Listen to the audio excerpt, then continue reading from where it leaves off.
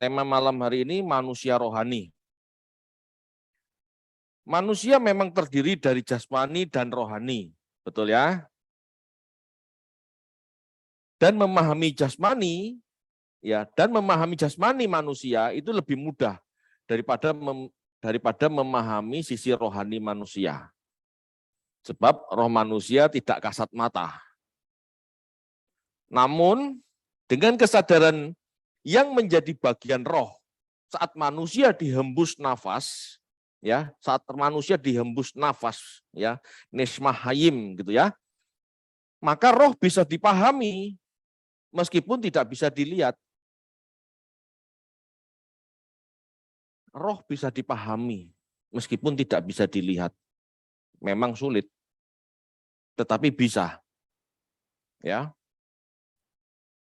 Kita harus belajar firman Tuhan untuk memahami hal-hal ini. Kalau kita memahami yang lain, kita jadi manusia roh tipe lain. Ya. Kita belajar dari dukun, kita jadi manusia rohani dalam arti perdukunan, gitu loh. Tetapi kalau kita mau jadi manusia rohani Kristen, ya kita harus belajar Alkitab. Yesus mengatakan bahwa ucapannya adalah roh dan hidup. Yohanes 6 ayat 63. Dibaca yuk.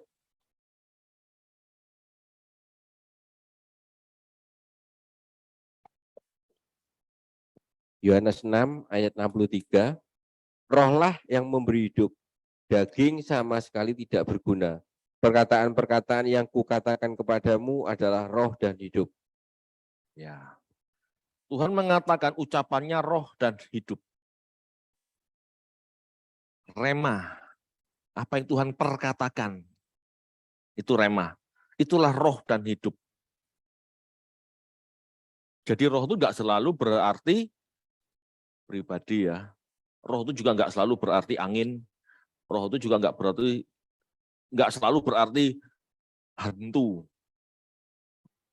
Roh, hantu. Ya, enggak selalu seperti itu. Ingat ya, hantu itu bukan berarti dedemit gitu, bukan. Ya. Tetapi apa ya?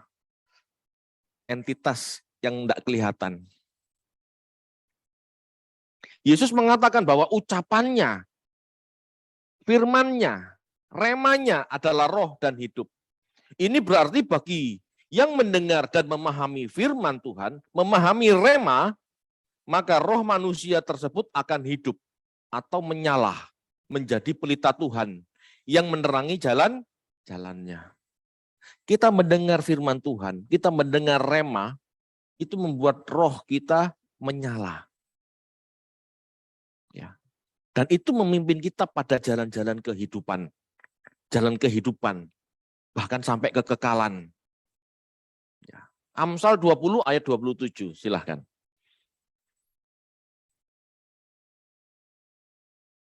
Ayat 27. Amsal 20 ayat 27 bunyinya, roh manusia adalah pelita Tuhan yang menyelidiki seluruh lubuk hatinya. Ya. Roh manusia pelita Tuhan. Nismah, ya nesmah, nesyamah manusia. Itu roh dalam pemahaman unsur kesadarannya, bukan unsur kehidupannya. Kalau sekedar unsur kehidupan itu ruah. Kalau ada unsur kesadaran itu nesyamah, ya. Jadi nesyamah manusia, roh manusia, kesadaran manusia itu pelita Tuhan. Kalau menyala, bagaimana menyalanya? Harus mendengar firman Tuhan. Pelita yang pudar, yang tidak mendengar firman Tuhan, pudar, gelap, tidak bisa jadi pelita. Tidak bisa menjadi penuntun jalan. Roh manusia menjadi gelap saat manusia tidak memahami firman-Nya. Ini dikatakan dalam Matius 6 ayat 22. Dibaca aja yuk. Ayat 22. Matius 6 ayat 22, mata adalah pelita tubuh. Jika matamu baik, teranglah seluruh tubuhmu. Ya, mata ini berbicara pola pikir, berbicara tentang persepsi, pemahaman. Lebih jauh lagi berbicara tentang nurani. Kalau pola pikir kita sudah salah, persepsi kita salah, bukan kebenaran yang jadi. Kalau persepsi kita salah, halusinasi yang jadi, tahayul yang jadi. Tapi kalau yang benar, yang masuk, yang kita pahami, maka roh ini menyala, menjadi penuntun jalan kita dalam menghadapi hidup, dalam menapaki kehidupan, bahkan sampai kekekalan. Ya. Manusia rohani bukanlah manusia yang ngeroh. Ngerti ya istilah ngeroh ya? Orang Kristen harusnya sudah paham istilah ngeroh. Manusia rohani bukan manusia yang ngeroh, yang seolah-olah segala sesuatu perlu bisikan roh. Dengan segala tingkah anehnya. Tidak. Ya, itu bisa jadi makna negatif, tapi bukan makna positif. Manusia rohani dalam kekristenan adalah manusia yang kesadarannya dalam terang Tuhan, dalam terang firman Tuhan. Pelitanya atau kesadarannya menyala memimpin hidupnya. Itulah manusia rohani. Kok bisa begitu, Pak? Ya, dengarkan khotbah ini sampai selesai. Nanti akan saya jabarkan. Manusia rohani adalah manusia yang hidup dalam kebenaran. Yesus mengatakan sebagai sang kebenaran. Ya, Yesus mengatakan sebagai sang kebenaran. Yesus mengutus Roh Kudus sebagai roh kebenaran. Ini berarti Yesus dan Roh Kudus diutus untuk menjadikan manusia sebagai makhluk yang benar. Itu maksudnya. Manusia rohani ya manusia yang benar, baik dalam pikirannya maupun dalam praktek hidupnya. Itu manusia rohani, bukan ngeroh.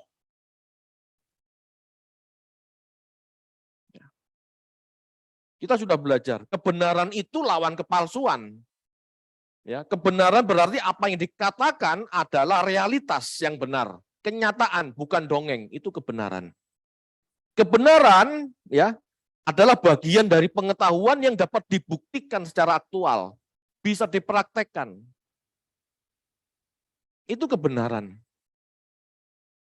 Jadi kesimpulan manusia rohani adalah manusia yang benar, seperti Kristus sang kebenaran. Manusia yang benar adalah manusia yang tidak meleset dari tujuan Allah. Manusia yang benar adalah manusia yang tidak meleset dari tujuan Allah. Tujuan Allah segambar dan serupa. Manusia yang menuju kepada kesempurnaan, keserupaan dengan Allah, itulah manusia yang benar. Kalau tidak nyampe situ, ini bukan manusia yang benar. Nah masalahnya kita sampai situ enggak? Ya enggak mungkin sampai kalau jalan kita salah. Seperti jarak tembak ya. Jarak tembak 10 meter. Anda sudah pakai tele.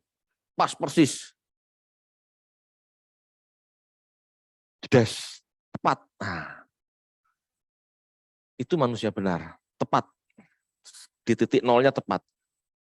Tetapi kita bergeser sedikit saja di posisi kita. Berubah setengah derajat aja di posisi kita, setengah derajat. Di sana enggak mungkin titik nol. Apalagi jaraknya 100 meter, 1 kilo. Sniper itu persis derajatnya. Bahkan ukuran kecepatan angin diukur. Kenapa? Dalam perjalanan 1 kilometer itu kalau kena angin besar itu bisa bergeser jalur tembakannya. Begitulah kita harus selalu mengukur apakah kederajatan kebenaran kita tepat terus. Kalau tidak tepat sampai sana, sampai tujuan kita tidak nyampe loh. Arahnya sudah ke Yesus loh Pak, kok tidak nyampe? Di mana saya? Ini bicara di balik kubur ya. Di mana saya? Kok tidak nyampe ke tempatnya Tuhan? Kok tidak sampai ke kerajaan Allah? Kok rasanya anget-anget sedikit ya? Anda sudah gagal berarti. Kenapa? Anda tidak tepat membidik sasaran. Itu loh pentingnya belajar. Nah, balik belajar lagi. Saya tidak bisa menghindari ini. Karena apa? Ya kita harus presisi masalahnya. Coba tembak jarak 10 meter. Tepat. Kelihatannya tepat kan 10 meter. 100 meter bisa tepat? Belum tentu. 1 kilo bisa tepat? Belum tentu. Setahu saya jarak tembak sniper itu 2 kilometer. 1.800 sekian.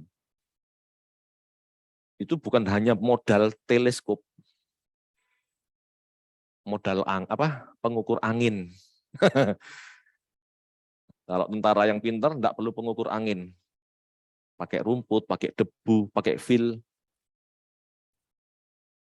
Tapi itu sulit. Nembak 10 meter sama nembak 1 kilo itu berbeda caranya, ketelitiannya, ketepatannya, ketenangannya beda. Begitu juga dengan kita, kalau mau jadi manusia benar, kita harus teliti. Ukur semua.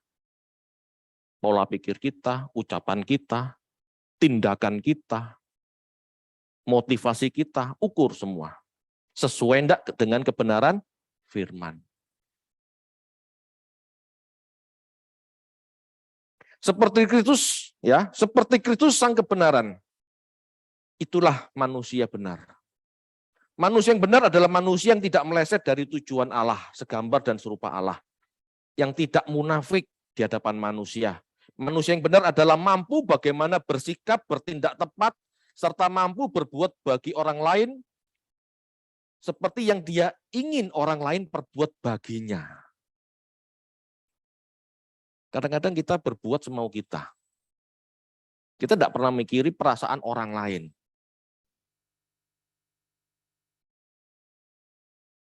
Bagaimana kalau kita di pihak dia? Matius 7 ayat 12. Ayo dibaca yuk.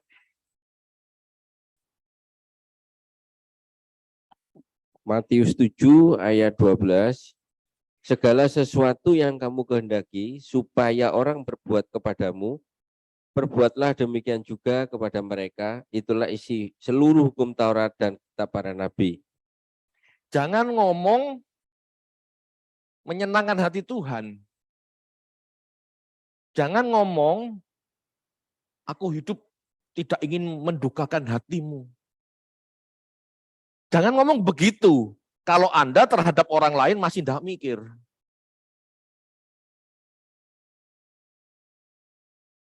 Belajar dari orang lain dulu. Kalau orang lain tidak suka dibegitukan, gitu ya, sebaiknya kita tidak membegitukan orang lain. Kalau kita tidak ingin disakiti, ya kita jangan nyakiti orang lain. Kan seperti itu. Belajar itu dulu. Masalahnya kita sering mendukakan orang lain, meskipun tidak sengaja, meskipun dalam bentuk bergurau. Iya kan? Pernah enggak kita mikir itu?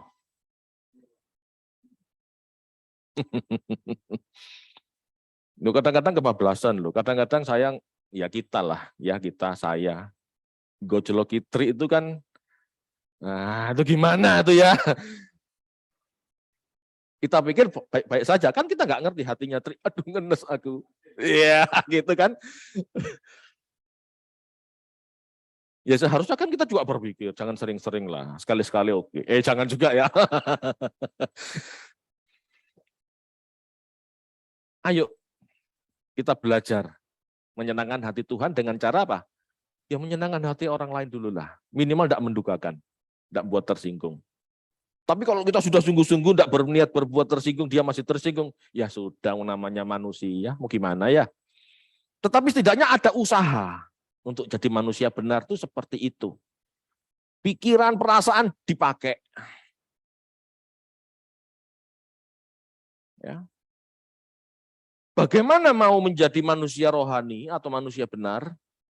Ini yang harus kita bedah. Belajar firman, Pak. Betul, itu tadi sudah. Tapi saya mau menekankan tentang mistismenya. Manusia benar di hadapan Allah harus belajar secara logis. Betul, firman Tuhan. Ya, tetapi kita juga harus memakai perasaan, bukan cuma pikiran. Untuk menjadi manusia rohani atau orang benar, kita harus memahami firman atau logos, yang juga berarti pengertian, pengenalan akan pribadi Yesus dan ajarannya dari kitab suci. Selain itu, kita juga harus berusaha berinteraksi dengan Roh Kudus yang mengingatkan kita dalam perenungan, dalam jam-jam doa, dalam jam-jam meditasi.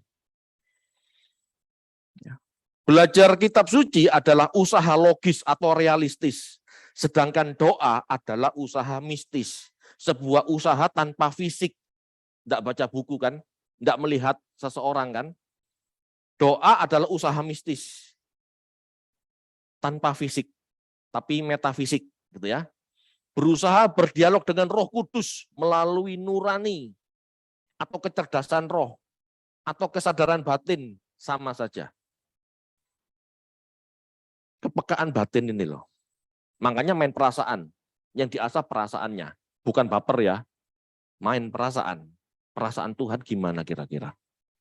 Makanya tadi saya katakan, kalau kita tidak bisa menjaga perasaan manusia saja, bagaimana menjaga perasaan Allah? Wong yang kelihatan mata saja gak kita hargai kok perasaannya, apalagi yang tidak kelihatan.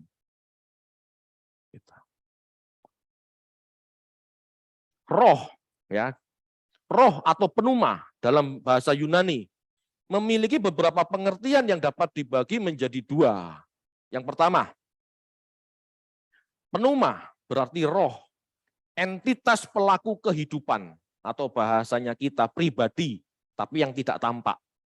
Ya, entitas pelaku kehidupan. Itu pneuma. Pneumata adalah kekuatan atau energi non jasmaniah yang merasuki objek. Ya, itu definisi filsafat Yunani. Pneuma juga berarti roh, angin, udara. Bisa juga. Ya. Ini gambaran kabur dulu, nanti kita perjelas. Ya. Berarti Roh Kudus disebut sebagai pribadi Allah. Enggak salah. Kenapa? Entitas pelaku kehidupan. Itu rohnya Allah sendiri, entitas Allah sendiri. Ya. Roh Kudus disebut sebagai pribadi Allah karena memiliki pikiran, perasaan, dan kehendak. Entitas pelaku kehidupan. Roh Kudus sebagai roh kebenaran karena merupakan kekuatan non-jasmaniah yang kudus, yang memimpin hidup manusia menjadi tepat, menjadi rasional, menjadi sejati, bisa berpikir hal-hal rohani, tidak tahayul dan tidak mistis. Mistis yang negatif maksudnya ya.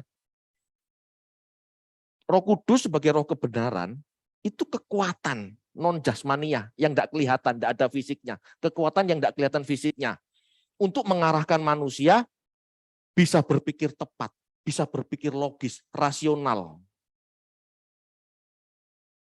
Dari Roh Kudus. Di satu sisi dia pribadi memiliki pikiran, perasaan, dan kehendak. Di satu sisi Roh Kudus memiliki kuasa untuk mengubah, untuk membentuk, untuk mengarahkan manusia berpikir dengan tepat. Ya pasti ini tidak bisa dilepaskan dari Injil. Roh Kudus pasti ditandemkan, pasti dipasangkan dengan Injil. Karena Roh Kudus tugasnya mengingatkan dari apa yang Tuhan Yesus ajarkan.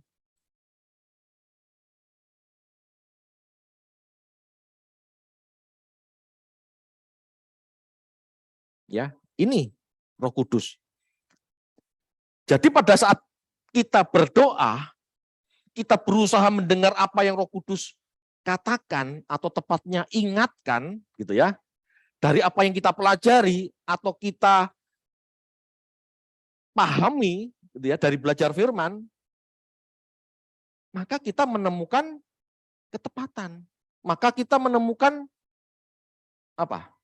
Pengertian yang benar untuk hidup kita secara pribadi. Doa ini kan subjektif. Doa ini kan urusan kita, masing-masing. Dalam doa kita bisa mendengar apa yang Roh Kudus ingatkan. Roh Kudus ingatkan apa? Ingatkan pengajaran firman Tuhan, pengajaran Tuhan Yesus yang penting buat kita. Itu kan subjektif. Roh Kudus pasti ingatkan saya, dengan Roh Kudus ingatkan Pak Tony, dengan Roh Kudus ingatkan Pak Mendu, pasti berbeda. Meskipun semuanya ada di Injil, gitu loh. Tetapi masing-masing beda karena pembentukannya beda. Saya orang keras. Roh Kudus ingatkan kelemah lembutan. Pak Menlu orang apa? Orang kuning. Roh Kudus ingatkan apa?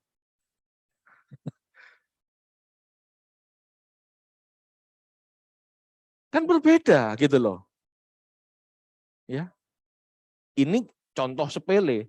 Tetapi semakin banyak kita mengerti firman Tuhan, semakin banyak yang Tuhan katakan dalam jam-jam doa kita. Ya, ini usaha subjektif. Masing-masing kita memiliki panggilan berbeda, memiliki pembentukan berbeda.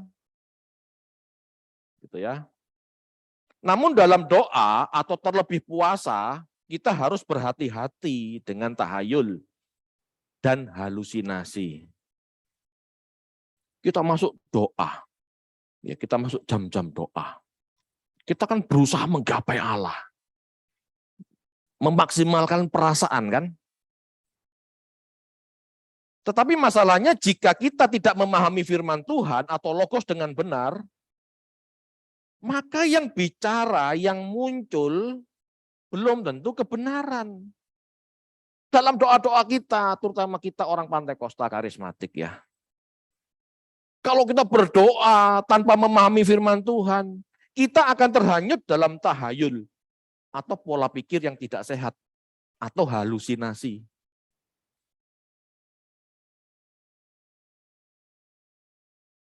Takutnya itu. Karena di alam roh gitu ya. Itu kan yang lewat itu kan macam-macam. Antara kebenaran Roh Kudus mengingatkan dan imajinasi kita, fantasi kita, dan setan lewat, itu tidak ada penjelasan kan?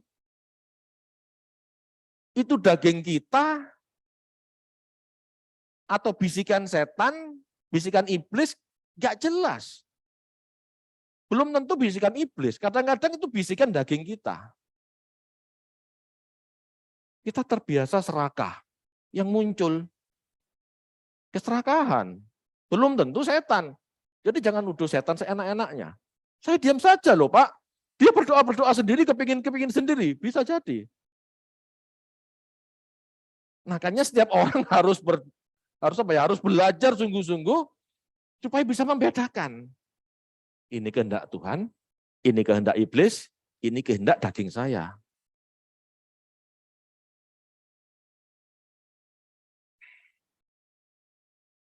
Logis atau logika berasal dari kata Yunani kuno logos, ya, yang berarti hasil pertimbangan akal pikiran yang diutarakan lewat kata dan dinyatakan dalam bahasa. Jadi logika ini realistis. Logika adalah kecakapan untuk berpikir lurus, tepat, dan teratur. Itu logis. Mistis adalah kerinduan dan kehausan mencari atau bahkan menyatu dengan Allah dalam rangka keselamatan. Mistis itu bersifat metafisik karena membicarakan hal-hal yang melampaui fisik, tidak memerlukan materi, tapi sifatnya rahasia, gelap, terselubung, itu mistis. Tidak mudah dijelaskan.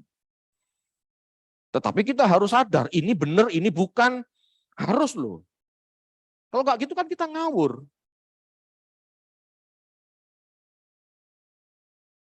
Tahayul.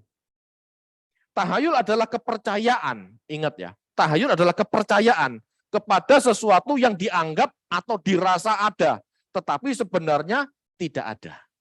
Itu tahayul. Halusinasi adalah gangguan persepsi Ingat ya, ada asumsi, ada persepsi. Asumsi itu pikiran menurut kita. Persepsi itu pemahaman atau pikiran menurut data yang ada. Apa yang kita tangkap. Tetapi ini gangguannya. Halusinasi adalah gangguan persepsi. Yang membuat seseorang mendengar, merasa, mencium, atau melihat sesuatu yang sebenarnya tidak ada. Jadi mirip sama dengan tahayul. Tetapi berbeda, karena tahayul adalah kepercayaan. Ya, kepercayaan ini biasanya ditanam sejak kecil, sejak masa muda, dewasa, akhirnya pemuda dewasa. Itu tahayul. Jangan lewat situ, ada setannya. Sampai besar tidak berani lewat situ. Karena ada setannya. Katanya. Ada enggak? Belum tentu kan? Ini kan baru kata papa mama atau kata nenek atau kata pembantu supaya kita enggak lari-lari terlalu jauh, betul? Dikasih makan kok pencilaan lari kanan kiri. Jangan lewat pohon beringin, itu banyak setannya. Padahal belum tentu ada setannya. Ini tahayul. Ya. Kalau halusinasi itu gangguan persepsi yang membuat orang mendengar, merasa, mencium. Sejak kecil dicekoi, jangan lewat pohon beringin itu, ada setannya. Begitu besar, pembantunya sudah mati, sudah tidak ada kan, misalnya sudah tua, sudah mati. Tetapi dia tetap tidak berani lewat situ. Karena tiap kali lewat situ, dia seolah-olah melihat bayangan setan. Padahal tidak ada. Padahal itu bayangan burung. Padahal itu bayangannya kucing. Ya. Itu halusinasi. Yang kelima adalah delusi. Delusi adalah kondisi di mana penderitanya tidak dapat membedakan hal yang nyata dan tidak. Itu delusi. Orang yang mengalami gangguan delusi seringkali akan menganggap apa yang dialami atau dilihat atau didengarnya benar-benar terjadi. Dan meyakinkan orang lain bahwa hal itu fakta. Itu delusi. Benar Pak, di sini ada setan warnanya merah. Benar ini Pak, saya merinding sampai.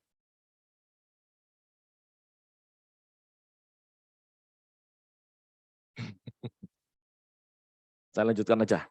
Seseorang yang mempercayai tahayul, tertanam sejak masa kanak-kanak, tertanam sejak kecil, terbiasa didongengi seperti itu, maka kecenderungannya lebih mudah terkena halusinasi.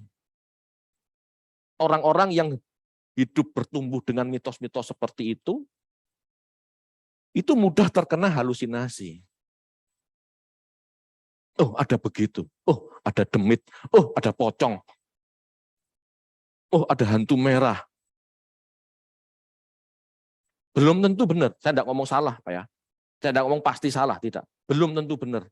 Lebih mudah terkena halusinasi.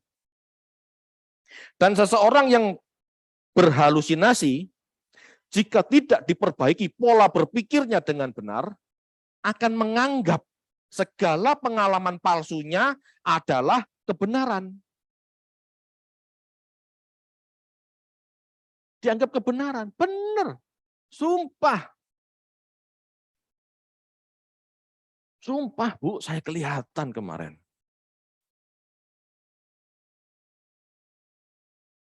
Sehingga pada tingkat ini seseorang telah mengalami delusi. Dari tahayul, ya, kemudian jadi halusinasi, terus jadi delusi. Dan ini bukan terjadi pada orang-orang dengan kehidupan mitos seperti itu saja. Karena kehidupan dongeng seperti itu juga terjadi di gereja. Tadi malam Tuhan bicara sama saya. Nah itu. Sekali ngomong begitu, 2 kali ngomong begitu. Semakin kuat pengalaman yang kabur itu, semakin bold. di alam pikirannya, bukan fakta. Terus semakin bold, semakin bohong. Sama lama dia menganggap apa? Halusinasi itu sebagai sebuah kebenaran.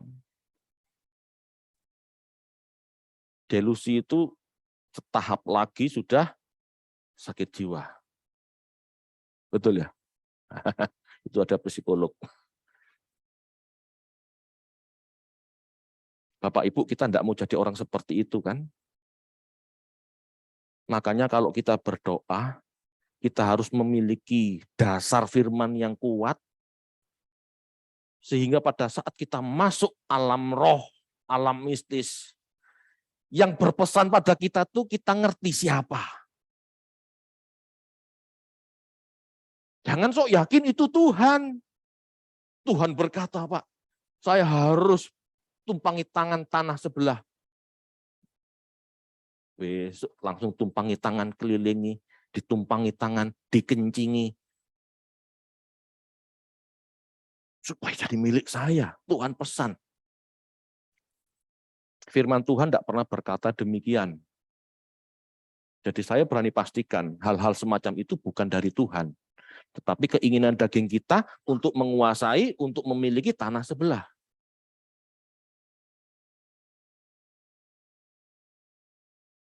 Itu betul. Kalau firman Tuhan nggak usah dikelilingi, itu jadi milik Anda kok.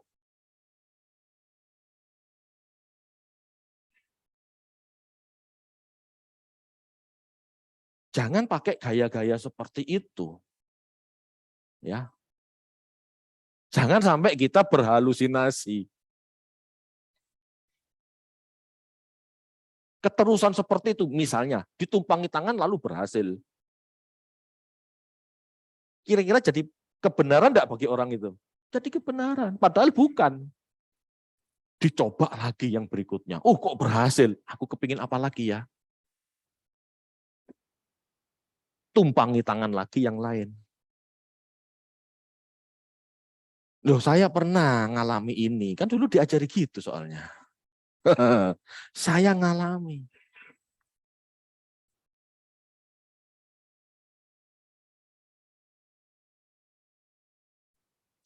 Disinilah kita harus hati-hati dengan cara belajar firman Tuhan dengan setepat-tepatnya. Harus tepat supaya kita tahu. Tuhan ini ngomongnya hal-hal begini, arahnya jelas. Ini kok beda ya? Waspadalah. Tahayul itu mistis. Tapi mistis belum tentu tahayul. Sesungguhnya lawan kata logis adalah tahayul, bukan mistis. Kita tidak anti mistis ya, tapi kita anti tahayul. Kita tidak anti mistis. Karya Roh Kudus bisa jadi mistis, tetapi tidak tahayul. Sebab semua yang diajarkan Tuhan Yesus, Sang Firman, dan ucapan Roh Kudus pasti sejalan akan terbentuknya pemahaman yang sehat. Ya, karya Roh Kudus itu bisa jadi mistis, tapi tidak tahayul. Dan apa yang dikatakan Roh Kudus pasti sejalan dengan firman Tuhan. Dan ucapan Roh Kudus dan ucapan Roh Kudus gitu ya, pasti juga sejalan dengan harapan Tuhan supaya kita memiliki pemahaman yang sehat, pemahaman yang logis. Roma 12 ayat 1, silakan Pak.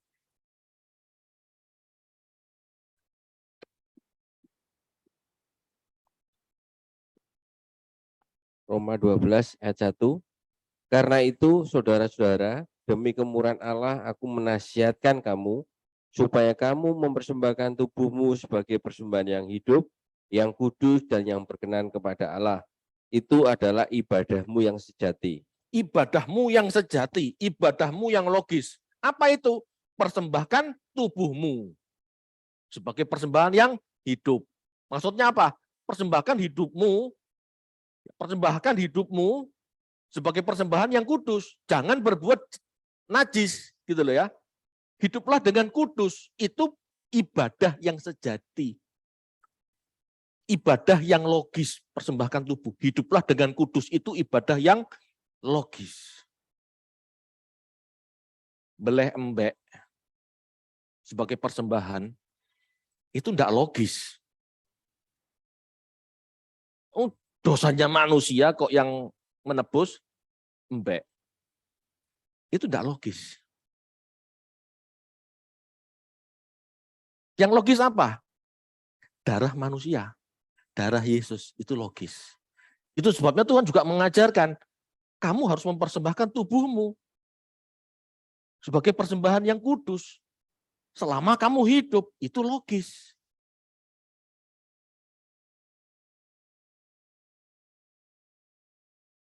Persembahan yang logis itu bukan perpuluhan, bukan duit. Persembahan yang logis itu hidupmu. Tuhan sudah mempersembahkan hidupnya, kamu mempersembahkan hidupmu. Itu logis.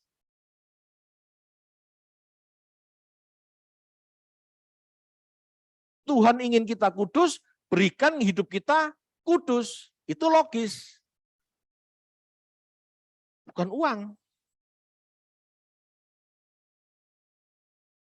Bahkan bukan pelayanan liturgi loh.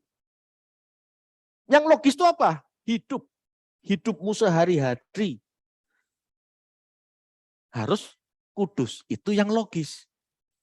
Kalau bukan itu tidak logis sebetulnya. Ya.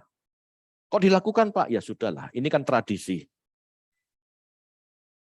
Tradisi belajar. Makanya puncak dalam sebuah liturgi itu sebetulnya pemberitaan firman. Karena memang fungsinya belajar. Mengenal Allah, mengenal kehendak Allah melalui kitab suci. Itu puncaknya. Ibadahmu di mana yang sejati? Di luar.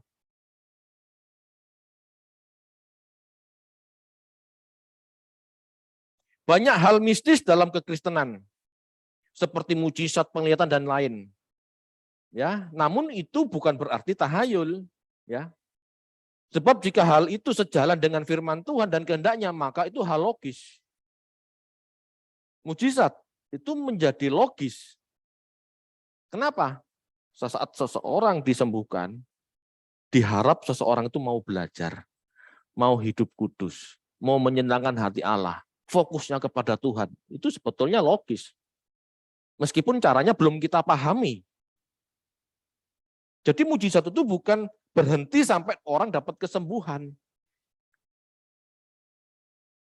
Itu gagal logis berarti, gagal paham. Kesembuhan nggak langsung diberikan lalu selesai bubar. Itu mujizat tidak ada faedahnya. Begitu dapat kesembuhan di KKR, keluar berdosa lagi. Tidak ada gunanya, itu tidak logis. Yang logis adalah pada saat kita dapat kesembuhan, keluar kita mengasihi Tuhan, keluar dari KKR kita mau belajar firman, dan pada akhirnya apa? Mengenal kebenaran, ini logis. Jadi apa yang Tuhan perbuat tidak sia-sia. Dikatakan logis juga, karena apa? Itu terjadi.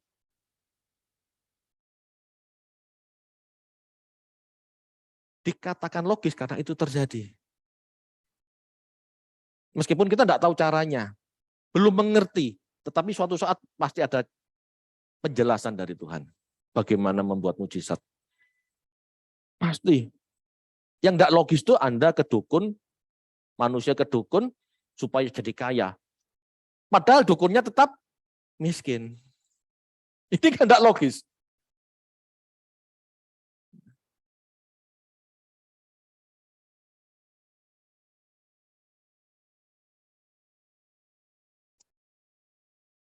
Inilah dunia kita.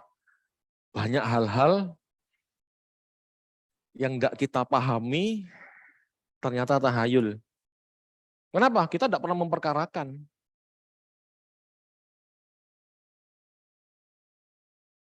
Berdoa itu usaha mistis mencapai Allah. Usaha dengan kekuatan non-jasmaniyah mencapai Allah. Ya, dengan perasaan. Tidak ada yang salah dengan mengembangkan perasaan takut atau cinta Tuhan. Tidak ada yang salah. Ya. Sebab Allah juga pribadi yang memiliki perasaan. Tidak ada yang salah. Tetapi gunakan juga logika yang baik, ajaran sehat, ya, sesuai dengan ajaran Tuhan, ajaran para rasul. Sehingga kita bisa terbebas dari delusi. Tahayul kita dulu ya. Kalau sekarang kelihatannya sudah enggak. Hari Minggu harinya Tuhan, Pak, enggak boleh saya kemana-mana. Saya harus ke gereja. Itu tahayul.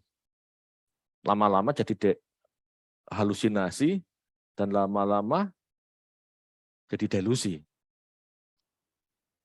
Ada kan orang-orang takut tidak ke gereja. Takut enggak ke gereja, Pak, saya, Pak, takut dikutuk Tuhan. Sebetulnya enggak ke gereja hari Minggu bukan karena Tuhan mengutuk dia kan. Pemikiran seperti ini tahayul. Orang hari Minggu enggak ke gereja, kalau memang ada kesibukan ya sudahlah. Kalau memang ada kepentingan yang perlu ya. Tetapi tidak ke gereja pada hari Minggu, Anda sebetulnya sedang apa? Mengabaikan berkat Tuhan, mengabaikan pengertian, mengabaikan firman Tuhan di mana saat itu diberitakan. Oh kan sekarang ada Zoom Pak, ada YouTube, kan lebih enak. Kalau cuma pengertian kan enggak harus ke gereja. Ya berarti Anda malas berkumpul, harus bersekutu, kan gitu.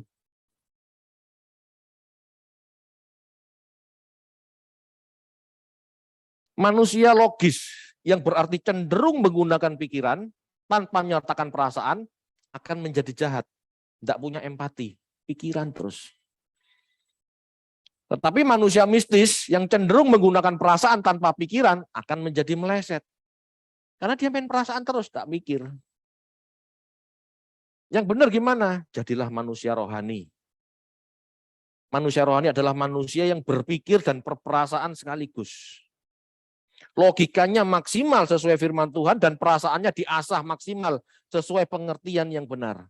Inilah manusia rohani. Pribadi yang ingin menyenangkan penciptanya. Manusia rohani adalah manusia dengan gairah Kristus. Manusia rohani adalah manusia yang memiliki pikiran dan perasaan Kristus. Berpikir seperti Kristus berpikir dan berperasaan seperti Kristus berperasaan. Itu manusia rohani. Jadi bukan ngeroh ya. Bukan ngeroh.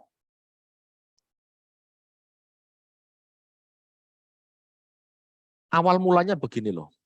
Ya. Agama atau lebih tepat tafsiran agama, gitu, tafsirannya gitu ya, telah membelenggu manusia dalam kebodohan dan kepicikan yang disebut tahayul. Orang-orang zaman dulu berpikir sesuai gairah dan pemahaman pada zamannya yang belum tentu benar. Orang zaman dulu cara mengajarnya gitu.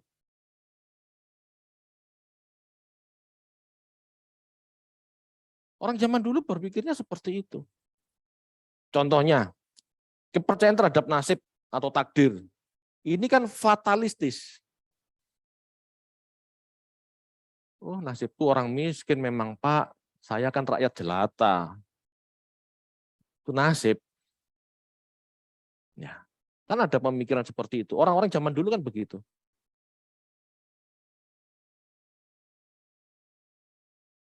Karena pertimbangan itulah, maka berkembang juga suatu pemikiran yang lain. Ya agama juga. Ya, dulu orang berpikir seperti itu, maka orang juga berpikir yang berbeda, lawannya, yaitu kepercayaan bahwa ritual atau persembahan bisa mengubah hati Tuhan yang sedang yang sedang marah misalnya gitu. Tuhan marah. Maka dia kasih persembahan, kasih sesajen, kasih ritual supaya Tuhan tidak marah. Supaya Tuhan yang ada di pohon ini tidak marah. Supaya Tuhan yang ada di gunung ini tidak marah. Itu kan pemikiran-pemikiran kuno. Ya kita menghormati tradisi itu. Tetapi kan bukan bagian kita. Ya, ini kan saya ngomong iman Kristen.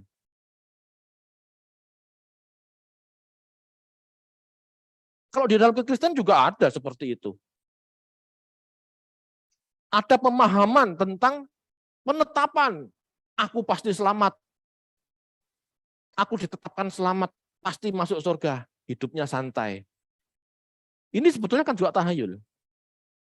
Lawannya nih ya, dia berusaha ke gereja setiap hari. Kasih persembahan yang banyak. Supaya masuk surga. Tapi hidupnya tidak berubah. Dia cuma beribadah. Ya, meyakini ritual. Untuk mengubah hati Tuhan itu meyakini ritual. Orang-orang beragama kan gitu. Orang-orang Yahudi di perjanjian lama, waktu kita belajar Biblika kan seperti itu. Dia mengadakan ritual-ritual, pengorbanan-pengorbanan. Tapi Tuhan ngomong apa? Aku jijik. Karena hidupmu tidak adil. Hidupmu menyengsarakan orang lain. Hidupmu menekan orang lain. Meskipun ritualmu meriah. Kenapa ada ayat itu? Gitu ya. Karena orang Yahudi saat itu percaya tahayul itu.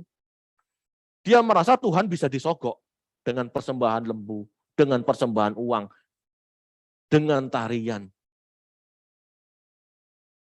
Tidak bisa. Makanya Rasul Paulus ngomong, persembahkan tubuh itu sebagai persembahan yang sejati, sebagai persembahan yang logis. Yesus mengajarkan, ya, Yesus tidak mengajarkan nasib loh. Yesus juga tidak mengajarkan ritual untuk mengubah hati Tuhan, tidak. Tapi yang Yesus mengajarkan adalah perjanjian. Inilah tubuhku, inilah darahku. Perjanjian. Perjanjian apa? Allah memiliki kehendak, Allah memiliki rencana. Kamu manusia harus merespon. Memilih ikut kehendaknya atau memilih kehendak sendiri. Ini yang akan menentukan nasib seseorang. Itu kebenaran, itu yang logis. Ngerti ya maksudnya ya? Saya tahu pelajaran ini mungkin agak berat, tetapi pahami. Nanti kalau sudah di-share ulang sama Pak Menlu, dengarkan lagi.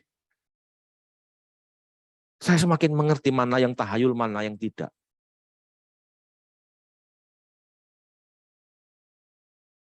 Tuhan mengajarkan sebuah perjanjian. Aku punya rencana. Menciptakan manusia segambar dan serupa. Kamu mau ikut enggak? Kalau kamu mau ikut, ayo. Sama-sama. Kalau enggak mau ikut, ya sudah. Dadah. Ini perjanjian. Ada sinergi. Tuhan punya tatanan, kita mau ikut enggak? Tuhan punya kehendak, kita mau ikut enggak? Ini sinergi. Ini keselamatan. Bukan nasib, pasti selamat, pasti binasa. Kalau kayak gitu, apa gunanya penghakiman?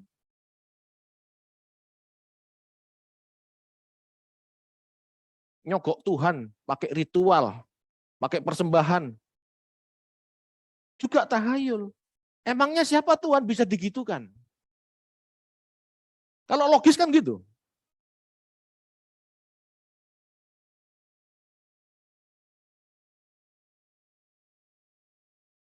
Itulah sebabnya Tuhan Yesus mengatakan kita harus belajar dulu, mengerti dulu, baru bisa berbuah. Enggak gitu enggak bisa berbuah. Hidup kita hanya dipenuhi dengan tahayul. Matius 13 ayat 23, silahkan.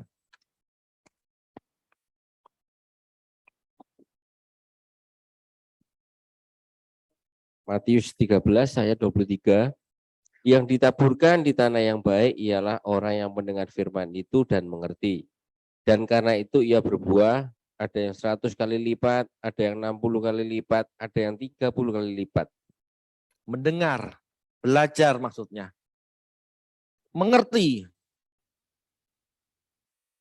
Jalan pikirannya ngerti, persepsinya benar. Persepsinya benar. Enggak salah, kalau salah jadinya tahayul. Persepsinya benar dulu. Sehingga bisa berbuah. Kalau tahayul, tidak mungkin bisa berbuah.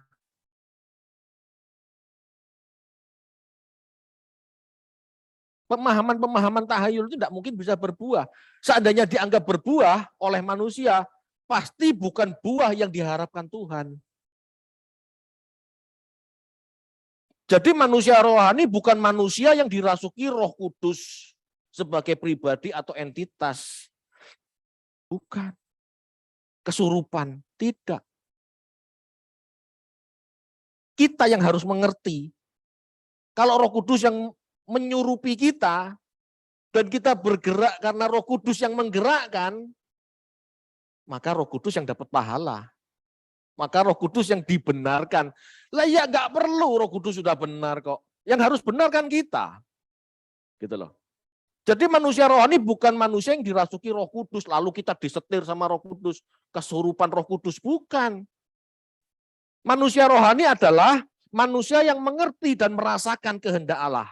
Itu loh manusia rohani. Itu kepenuhan roh itu. Khotbah pendeta makanya harus benar. Pengkhotbah harus tepat. Kenapa? Karena dampak bagi pendengarnya ini loh. Mencerahkan atau menyesatkan. Jangan malah membutakan. Makanya khotbah itu gak gampang. Harus persiapan. Saya heran ya kalau ada pendeta enggak persiapan lalu khotbah. Cuma bawa Alkitab, buka satu ayat, ngomong ngalor ngidul. Heran saya. Kecuali orang itu sudah belajar puluhan tahun ya, sudah ngelontok, lain. Tapi banyak kan orang seperti itu. Pengkhotbah harus mengimpartasi kebenaran, gairah yang benar. Ya, Anda sering dengarkan impartasi? Harus diingat loh. Impartasi spirit, impartasi roh. Jangan dipahami tahayul. Nah, itu lagi. Seolah-olah ada roh dari pembicara yang berpindah atau merasuki. Pada saat saya ngomong gini, ada Roh Kudus keluar dari saya menyurupi kalian. Bukan gitu loh. Impartasi spirit berarti impartasi kebenaran. Impartasi gairah yang benar, impartasi pengertian yang benar tentang firman Tuhan, impartasi gairah hidup yang kudus. Makanya pendeta juga harus kudus. Karena jemaat harus melihat, oh benar, kayak gini kelakuannya, yang benar nih kayak begini. Itu yang berat. Itu impartasi. Jangan berpikir impartasi itu kesurupan ya. Dulu kan bikin itu impartasi, pasti ada panggilan altar call. Enggak harus seperti itu. Apa gunanya altar call? Kalau yang pendeta yang numpangi tangan Anda itu mata duitan. Khotbahnya enggak benar, arahnya ke keduniawian. Apa gunanya? Yang terimpartasi juga mata duitan, gairah mamon, gairah materialisme. Impartasi spirit. Spirit apa? Spirit mamon. Jadi manusia roh itu manusia yang memiliki spirit Kristus, memiliki gairah Kristus. Itu loh maksudnya. Bukan ngeroh, enggak jelas. Saya harap semakin jelas. Saya bukan anti doa ya. Saya juga berusaha berjuang berdoa. Ya. Saya enggak anti. Tetapi ayo masuk dalam pemahaman doa yang benar. Supaya pada saat berdoa kita tidak meleset. Kita tetap jadi Pantekosta. Kita menghargai karya Roh Kudus. Tapi menghargailah dengan benar. Cara menghargai karunia Roh Kudus. Cara menghargai karya Roh Kudus. Belajarlah firman Tuhan. Supaya nyambung. Kalau Anda tidak belajar firman, Anda tidak menghargai karya Roh Kudus. Kenapa? Anda biarkan Roh Kudus ngomong sendiri tanpa didengar. Anda tidak punya topon, Anda tidak punya pijakan untuk mendengar Roh Kudus bicara. Roh Kudus juga bingung mau ngomong apa sama Anda kalau Anda tidak belajar firman. Apa yang mau saya ingatkan? Kamu tidak pernah belajar. Kamu tidak pernah baca, kamu nggak pernah dengar. Cara satu-satunya menghargai karya Roh Kudus adalah belajar firman. Taat. Itu manusia rohani. Oke? Mari kita tutup dalam doa. Bapak terima kasih